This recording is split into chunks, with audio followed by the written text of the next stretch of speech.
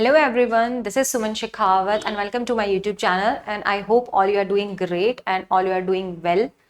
So first of all आप बताइए कि आप कैसे हैं एंड कैसे आपका प्रिपरेशन चल रहा है। और आज का जो ये टॉपिक है बहुत ही इंटरेस्टिंग है और बहुत ही आई थिंक लोगों को इस टॉपिक की नीड थी एंड बहुत मेरे पास आप लोगों का कमेंट आया था कि मैम प्लीज़ इस टॉपिक पर जो है हमें बताइए, हमें स्नैप के बारे में सब कुछ जाना है, सब कुछ बताइए।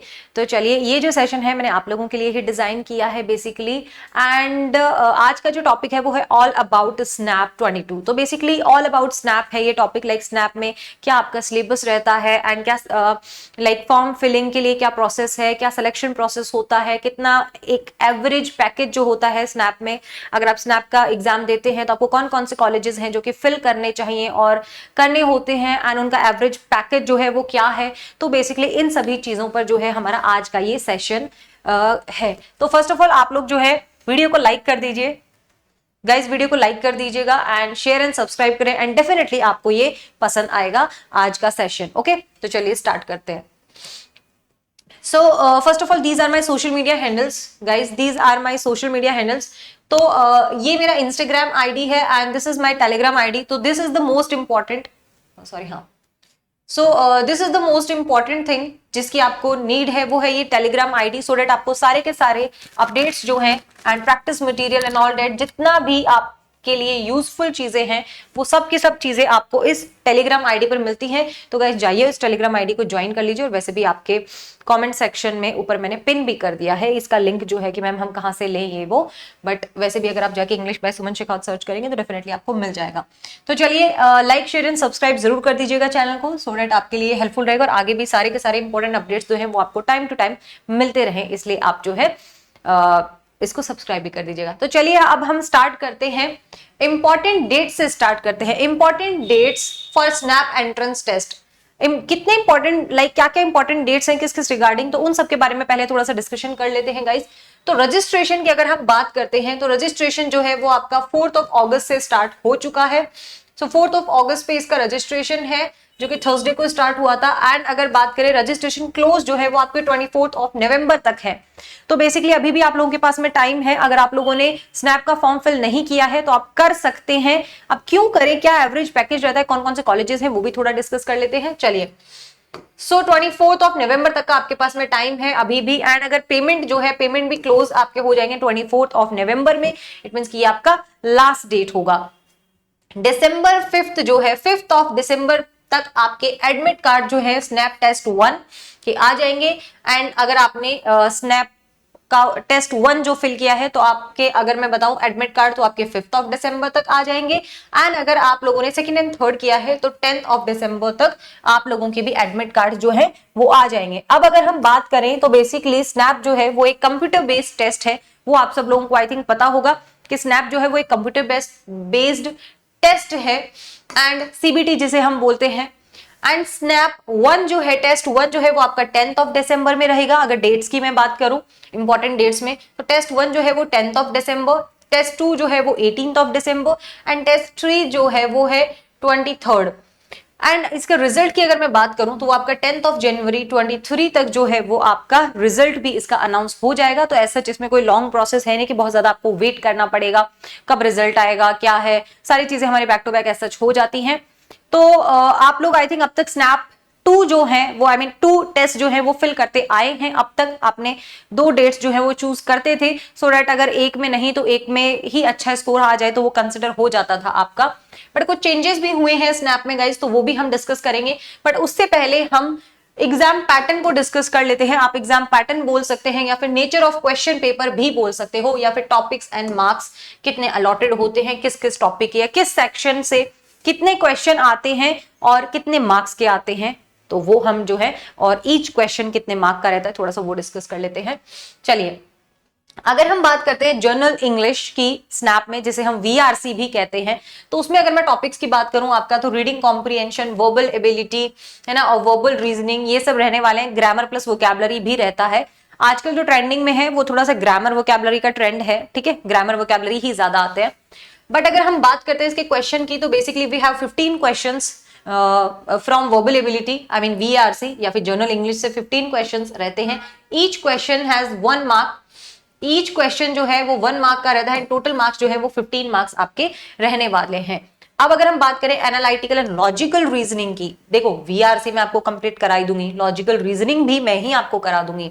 तो अगर हम बात करते हैं एनालिटिकल एंड लॉजिकल रीजनिंग की गाइस, तो we have 25 question, each question has 1 mark and total number of question 25। तो 25 हमारे पास में क्वेश्चन रहने वाले हैं इसमें, और 25 ही मार्क्स के रहेंगे क्योंकि ईच क्वेश्चन जो है वो 1 मार्क का आने वाला है। देन अगर हम बात करें quantitative aptitude, data interpretation and data sufficiency की, तो we have 20 questions and 20 marks, क्योंकि ईच क्वेश्चन जो है वो 1 मार्क का है। तो बेसिकली अगर हम हमारा देखा जाए, तो अगर हम देखें टोटल नंबर ऑफ क्वेश्चंस जो है वो 60 रहने वाले हैं एंड मार्क्स जो है वो भी हमारे 60 ही रहने वाले हैं, ठीक है। तो बेसिकली ये था 60 मार्क्स का पेपर रहेगा आपका एंड 60 मिनट का रहेगा। तो आपके पास में बेसिकली 1 आवर का टाइम रहेगा जिसमें आपको ये तीनों के तीनों सेक्शंस जो हैं वो करने हैं। तो थोड़ा सा, और स्नैप जो है ना वो बेसिकली आपका कॉन्सेप्चुअल मैं नहीं बोलूंगी paper, snap is all about speed. आपके कॉन्सेप्ट्स अगर क्लियर हैं तो उसके बाद ही आप आई थिंक स्पीड जो है वो इंप्रूव कर सकते हैं। और अगर आप अब तक कैट का और इनका एग्जाम देके आए हैं, कैट का एग्जाम देके आए तो डेफिनेटली आपके कॉन्सेप्ट्स तो क्लियर हैं ही। तो snap is all about speed, कि आपका स्पीड जो है वो कितना अच्छा है। इट मींस आपके कॉन्सेप्ट्स क्लियर हैं तो आप कितनी जल्दी क्वेश्चंस को सॉल्व कर सकते हैं। तो बेसिकली कॉन्सेप्ट्स आपके क्लियर होने चाहिए हर एक टॉपिक के। नेक्स्ट जो है इसमें वो अगर मैं बात करूं तो एग्जाम पैटर्न, अब अगर हम देखें थोड़ा सा इसमें, तो स्नैप जो है, SNAP test 22 will be computer based रहने वाला है। ये हमारा कंप्यूटर बेस्ड टेस्ट होने वाला है और जो कि कंप्यूटर बेस्ड ही होता है ना। And if you are like going to time duration, तो टाइम ड्यूरेशन जो है वो 60 मिनट आपका इसमें रहने वाला है। इट मीन्स 1 आवर आप बोल सकते हो, 1 आवर का आपका ये पेपर रहेगा। क्लियर है। डेट्स जो है basically we have 3 dates, 10th of December, 18th of December and 23rd of December, ठीक है।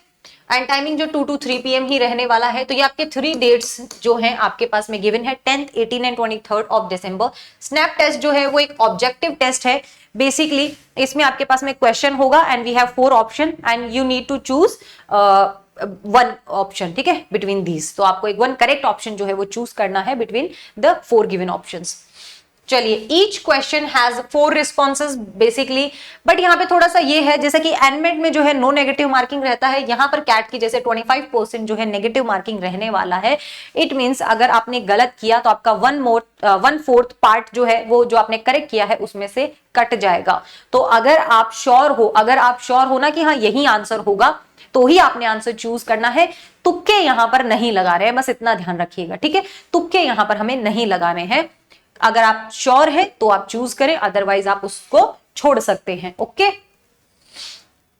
चलिए आगे बढ़ते हैं। अब जो बिग चेंजेस इसमें हुए हैं, थोड़े से जो चेंजेस जो हुआ है वो सच ज्यादा तो नहीं कहूंगी, बट ये एक जो बिग चेंजेस जो हैं स्नैप में वो क्या हुए हैं वो देख लीजिए आप। Okay, so candidate can appear for up to 3 test. पहले जो होता था आप 2 टेस्ट जो है चूज करते थे बिटवीन 3।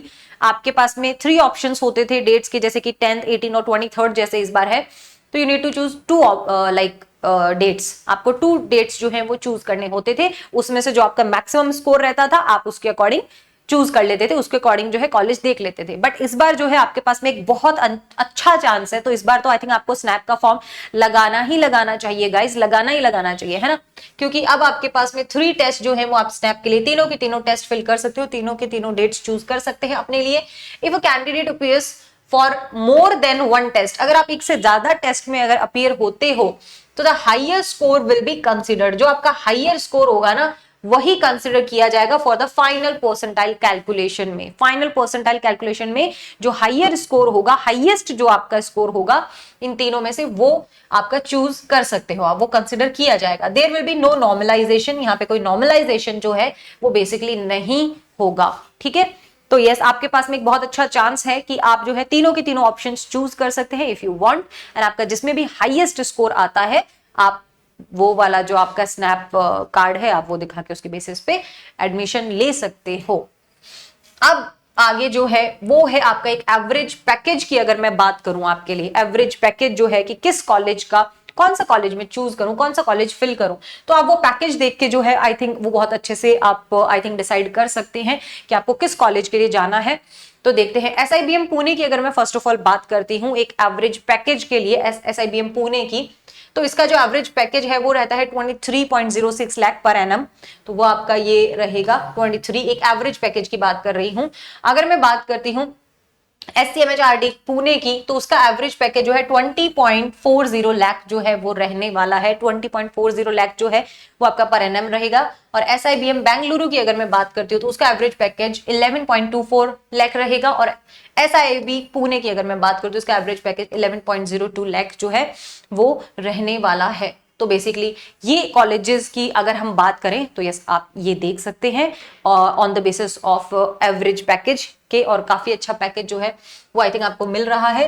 अब आ जाते हैं हम कि आप लोगों का क्वेश्चन कि अदर कॉलेजेस बता दीजिए हमें, है ना, अदर कौन कौन से कॉलेजेस हैं जो कि हम फिल कर सकते हैं, इनके अलावा भी हम कौन कौन से, आगे मैं आपको ये भी बताऊंगी कि परसेंटाइल के बेसिस पे आप कौन कौन से कॉलेजेस चूज कर सकते हैं, but these are the other colleges, ठीक है, जो आप कंसिडर कर सकते हैं। तो अब वो डिपेंड करता है कि आपको किस उसमें करना है, किस फील्ड में करना है, वो आप देख लीजिए, उसके अकॉर्डिंग आप चूज कर सकते हैं। सपोज आपको इनोवेशन और एंटरप्रेन्योरशिप में करना हो या लीडरशिप और स्ट्रैटेजी में अगर आपको करना हो तो आप SIBM पुणे चूज कर सकते हो। If you go for informational technology में आपको MBA करना है ना, तो फिर आप symbiosis institute of computer science and research को चूज करेंगे, राइट, इस टाइप से आप चूज कर सकते हैं। ये पूरा मैंने स्ट्रक्चर आपको बता दिया, ये सब चीजें आपके सामने है। बिजनेस एनालिटिकल में अगर आप करना चाहते हैं तो SCMHRD आप चूज करेंगे। अगर आपको एनर्जी एनवायरनमेंट और इंटरनेशनल बिजनेस में चाहते हो या एग्री बिजनेस में अगर आप चाहते हो तो फिर आप SIIB चूज कीजिए, है ना। अगर आप डिजिटल टेलीकॉम में चाहते हैं तो उसके बाद में आप डिजिटल टेलीकॉम के लिए डिजिटल टेलीकॉम मैनेजमेंट इंस्टीट्यूट जो है वो आप चूज कर सकते हैं। नॉर्मली MBA के लिए आप सिम्बायोसिस इंस्टीट्यूट चूज करेंगे, है ना।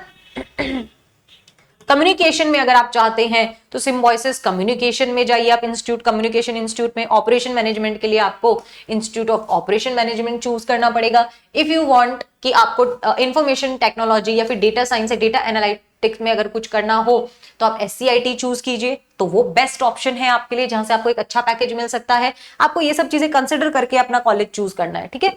अगर आप हॉस्पिटल हेल्थ केयर में जाना चाहते हैं तो आप symbiosis institute of health science में जाइए, वहां पर आप अप्लाई कर सकते हो, वो कॉलेज चूज। बहुत से लोग पूछते रहे मैम मुझे बेस्ट कॉलेज बता दीजिए सिम्बायोसिस का, मैं कौन सा कॉलेज चूज करूं, कैसे करूं, तो भाई आपके सामने पूरा लिस्ट मैंने दे दिया है आपको, है ना। Quantitative finance and business analytical के आप SIBM बेंगलुरु जा सकते हो। कम्युनिकेशन मैनेजमेंट के लिए भाई आप school of media and communication में जाइए सिम्बायोसिस के। बैंकिंग फाइनेंस के लिए आप उस फील्ड में जाइए, वो वाला कॉलेज चूज करो। नॉर्मल अगर आपको MBA करना है तो SIBM हैदराबाद बहुत अच्छा ऑप्शन है। स्पोर्ट्स साइंस के लिए भी आप कंसिडर कर सकते हो, बिजनेस मैनेजमेंट के लिए आप जा सकते हैं, तो बहुत सारे हैं।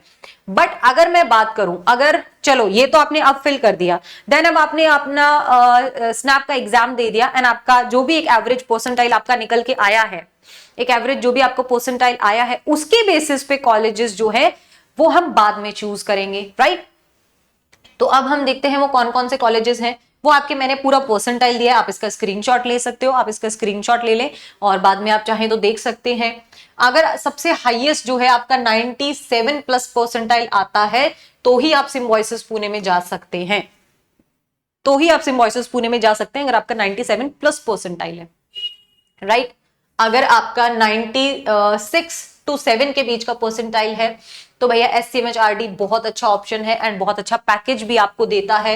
अगर आपका परसेंटाइल जो है 90 प्लस है, 90 to 92 के बीच में, है ना, 90 से 92 के बीच में, तो SIIB पुणे हो गया, SIBM बैंगलोर आप चूज कर सकते हो, जिनका बहुत अच्छा पैकेज आपका रहता है।